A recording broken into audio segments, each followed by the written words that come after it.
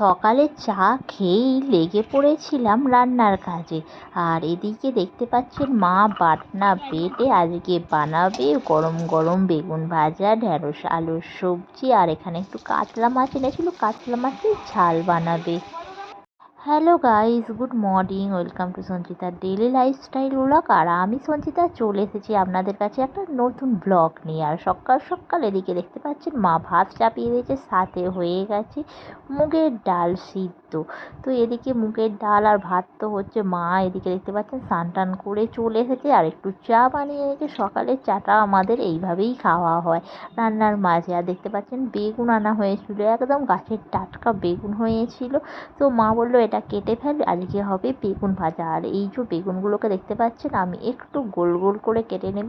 আর গরম গরম বেগুন ভাজা খেতে যা দারুণ লাগে। যদিও এই যে শীতের মুহূর্ত, আর শীতেই তো বেগুনটা খাবো, তাই না বলুন? এখনও শীত যেহেতু খুব একটা পড়েনি, তবুও পড়বে। আর বেগুন তো উঠেই গেছে বাজারে। আর বেগুনটা দেখতে পাচ্ছেন কেটে একদম নুন হলুদ মাখিয়ে তেলের মধ্যে ছেড়ে দিলাম, আর জাস্ট খাওয়ার অপেক্ষা। আমার তো খুব ভালো লাগে বেগুন ভাজা খেতে। আর এই দেখুন বেগুন ভাজাটা একদম রেডি হয়ে গেছে। আর এদিকে মা একটু বাজারে গিয়েছিল, দেখতে পাচ্ছেন কাতলা মাছ এনেছে। আর গাছের কটা ঢ্যাঁড়স হয়েছিল, ওইগুলো আমাদেরই গাছের ঢ্যাঁড়স, দেখতে পাচ্ছেন একদম লম্বা লম্বা করে কাটা হয়েছে। তো মাকে বললাম একটু ঢ্যাঁড়স আলু পেঁয়াজ দিয়ে একটু সবজি বানিয়ে নিই। মা বললো তাই বানিয়ে ফেল। আর ঢ্যাঁড়সটাকে একটু খুব ভালোভাবে ভেজে নেবো। ঢ্যাঁড়সটাকে ভেজে নিয়ে যদি আলু আর পেঁয়াজ দিয়ে একটু টমেটো দিয়ে তরকারি করেন, খেতে জাস্ট অসাধারণ হয়। আর দেখুন ঢ্যাঁড়সটা আমার ভাজা হয়ে গেছে, একদম কচি কচি ঢ্যাঁড়স ছিল।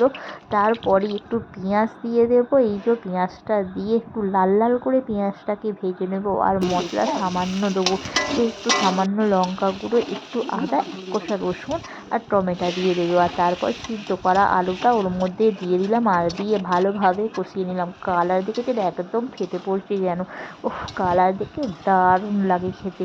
তো এতটাও মানে ঝাল হয় না খুব একটা, জাস্ট টমেটো আর লঙ্কা দেওয়া হয় তো খুব সুন্দর কালার হয়। ঠিক আছে, শুকনো শুকনো ঢ্যাঁড়সের তরকারিটা বানিয়ে। আর এদিকে দেখতে পাচ্ছেন কাতলা মাছটা আমি ভেজে নিচ্ছি। তো মাছটাকে দেখতে পাচ্ছেন একটু লাল লাল করে ভেজে নিচ্ছি, আর বেশ উলট পালট করে ভেজে নিচ্ছি। আর আমরা বাড়িতে একটু মাছটা হালকা ভাজা খাই না, একটু লাল লাল ভাজা খাই, না হলে কেউ খেতে চায় না। তো তো সবার বাড়িতে সবার খাওয়া আলাদা। তো ওই দেখুন একদম মাছের ঝালও রেডি হয়ে গেছে, আর সমস্ত মাছগুলো পরস্পর দিয়ে দিলাম।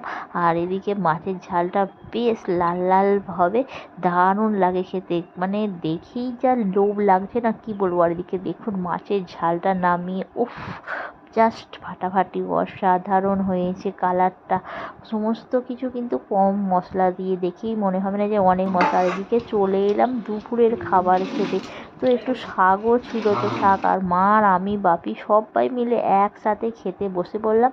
তো চলুন ভিডিওটি কেমন লাগলো, ভিডিওটি যদি ভালো লাগে লাইক করবেন, শেয়ার করবেন, কমেন্ট করবেন। আর দেখা হবে নেক্সট ভিডিওয়। সবাই ভালো থাকবেন, সুস্থ থাকবেন, টাটা বাই বাই।